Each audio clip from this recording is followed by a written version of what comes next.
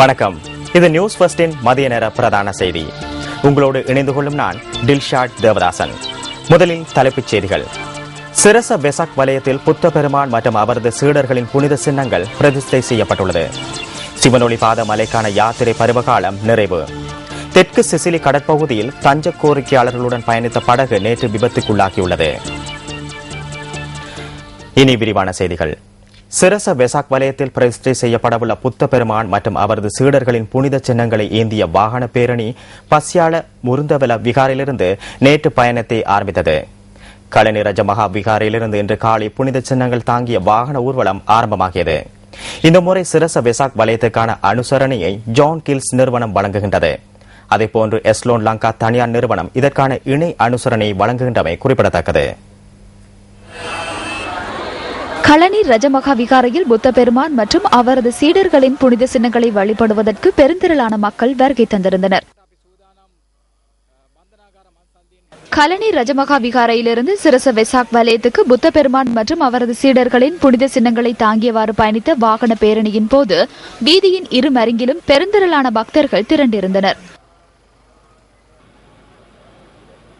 புத்த பெருமான் மற்றும் அவரது சீடர்களின் புனித சின்னங்களை தாங்கிய வாகன ஊர்வலம் பாலியகுட, பேஸ்லைன், புஞ்சுபொரல்ல, ஆஸ்பத்திரி சுற்றுவட்டம், யூனியன் பிளேஸ் ஊடாக சிரச வெசாக் வலயத்துக்கு எடுத்து வரப்பட்டது. ලෞතුරා තථාගත බුදු පියාණන් වහන්සේගේ උතුම් නිර්මල වේශ ධාතුන් වහන්සේ සහ මහරහතන් වහන්සේලාගේ ධාතුන් වහන්සේ මේ සිරස වෙසක් කලාපයට වැඩම කරවන ආකාරය තමයි ඔබ මේ දකින්නේ. පසුගිය 11 වෙනිදා මේ ධාතුන් වහන්සේ ඓතිහාසික යටිහෙළගල රාජමහා විහාරස්ථානයෙන් වැඩම කරවීමෙන් අනතුරුව මේ ධාතුන් වහන්සේ ස්ථාන 3ක රාත්‍රියේ ගෙවා දමමින් ධාතුන් වහන්සේ සිරස වෙසක් කලාපයට වැඩම කරවීම තමයි සිදු කෙරුණේ. ඒ රාත්‍රියේ මේ ධාතුන් වහන්සේ තැන්පත් කර තිබුණේ ඓතිහාසික කැලණිය රාජමහා විහාරස්ථානයේ. එතෙන් සිට මේ සිරස වෙසක් කලාපයේ සකස් කර ඇති විශේෂ බුදු කුටියේ බුදුරජාණන් වහන්සේගේ කේශ ධාතුන් වහන්සේ තැන්පත් කෙරෙන ඒ වගේම මේ අනතුරුව මහරහතන් වහන්සේලාගේ ධාතුන් වහන්සේ තැන්පත් කරනවා. ඒ සඳහා සිරස වෙසක් කලාපය තුළ අලංකාරවත් බුදු කුටියක් නිර්මාණය කර තිබෙනවා.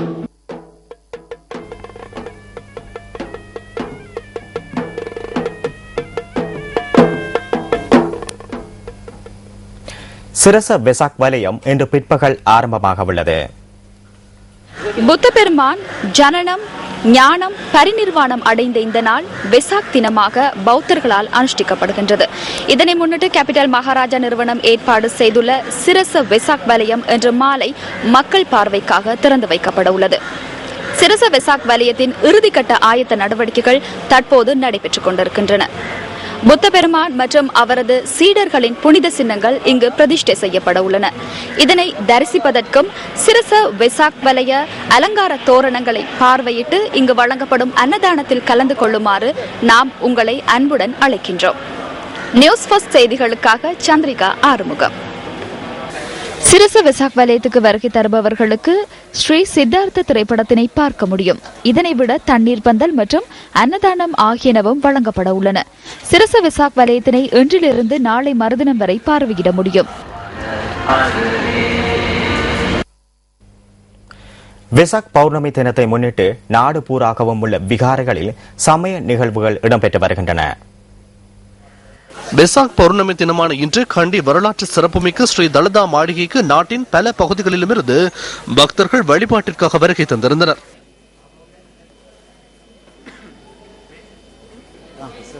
அனுராதபுர ஜெயஸ்ரீ மகாபோதி விகாரையில் வழிபாடுகளிற்காக பக்தர்கள் வருகை தந்திருந்தனர். அனுராதபுர ஸ்ரீ வஸ்திபுர பகுதியில் உள்ள முச்சக்கரவண்டி சங்கத்தின் ஏற்பாட்டில் ஸ்ரீ வஸ்திபுர சந்தியில் புத்தர் சிலை பிரதிஷ்டை செய்யப்பட்டது. புத்தர் சிலை ஸ்ரீ வஸ்திபுர சுவர்ண ஜெயந்தி விகாரையிலிருந்து ஊர்வலமாக எடுத்து வரப்பட்டது.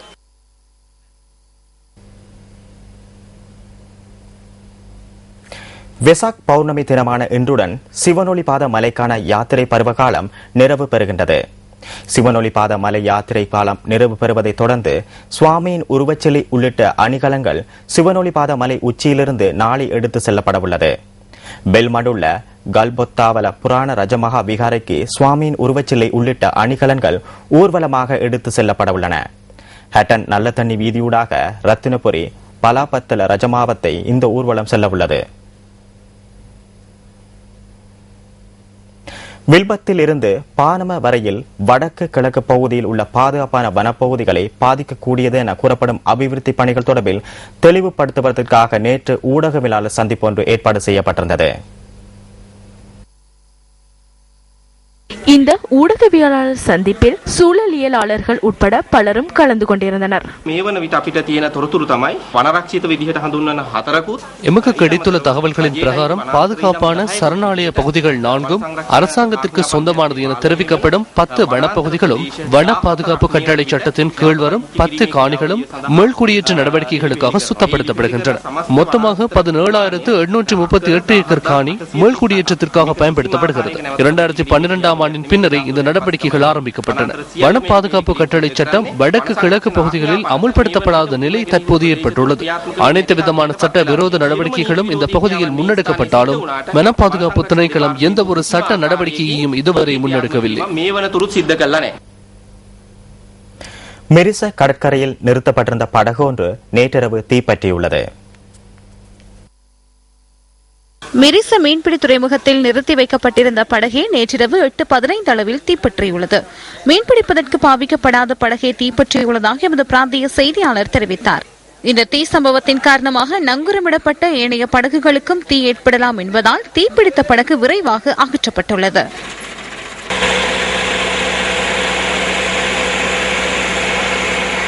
துறைமுகத்தில் ஒரு தடவையில் பாரிய தீ ஏற்பட்டதை நாங்கள் பார்த்தோம். எனது படகும் எனது சகோதரர்களின் படகுகளும் இந்த இடத்தில் நிறுத்தி வைக்கப்பட்டுள்ளன. பாரிய தீயினை நாங்கள் பார்த்தோம். நாங்கள் தீப்பிடித்த இடத்திற்கு ஓடி வந்தோம்.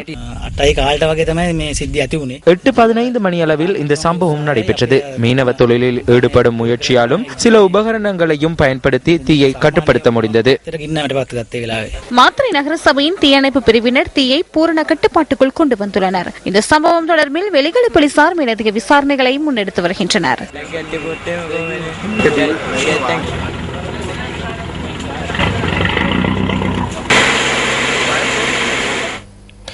யாழ்ப்பாணத்தில் இயல் இசை நாடக விழா ஒன்று நேற்று ஆரம்பமாகியது. யாழ் இலங்கைவேந்தன் கலைக்கல்லூரியின் ஏற்பாட்டில் இந்த யாழ் இயல் இசை நாடக விழா நடைபெற்றது. செந்தமிழ் சொல்லருவி ச லலிசன் தலைமையில் இடம்பெற்ற இந்த நிகழ்வுக்கு வடமாகாண தவிசாளர் CVK சிவஞானம் பிரதம அதிதியாக கலந்து கொண்டிருந்தார்.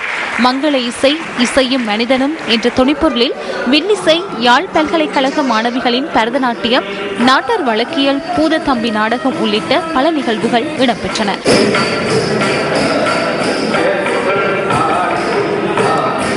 இந்த நிகழ்வுகள் எதிர்வரும் 17ஆம் தேதி வரை நடைபெறவுள்ளமை குறிப்பிடத்தக்கது. யாழ் பல்கலைக்கழகத்தின் அனைத்து பீடங்களுக்குமான கல்வி நடவடிக்கைகள் இன்று முதல் தற்காலிகமாக இடைநிறுத்தப்பட்டுள்ளன. பல்கலைக்கழக பேரவையின் தீர்மானத்திற்கு அமைய கல்வி நடவடிக்கைகள் தற்காலிகமாக இடைநிறுத்தப்பட உள்ளதாக யாழ் பல்கலைக்கழக உபவேந்தர் பேராசிரியர் வசந்தி அரசரட்னம் தெரிவித்தார். யாழ் பல்கலைக்கழகத்தின் கல்வி நடவடிக்கைகள் எதிர்வரும் 20ஆம் தேதி மீள ஆரம்பிக்கப்பட உள்ளதாக உபவேந்தர் குறிப்பிட்டார். இதற்கமைய யாழ் பல்கலைக்கழக விடுதிகளில் தங்கியிருக்கும் அனைத்து மாணவர்களும் விடுதிகளிலிருந்து வெளியேற வேண்டும் எனவும் தெரிவிக்கப்பட்டுள்ளது. விடுதிகளிலிருந்து வெளியேறும் மாணவர்களை 20ஆம் தேதி நண்பகல் 12 மணிக்கு பின்னர் சமூகம் அளிக்குமாறு கேட்டுக் கொள்ளப்பட்டுள்ளது. இத்துடன் நியூஸ் ஃபர்ஸ்டின் மதிய நேர பிரதான செய்தி நிறைவு பெறுகின்றது. நியூஸ் ஃபர்ஸ்டின் மணித்தியால செய்தியை 2:25 எதிர்பாருங்கள். வணக்கம். Hotline 0114-896-896 www.newsfirst.lk. Feedback at newsfirst.lk.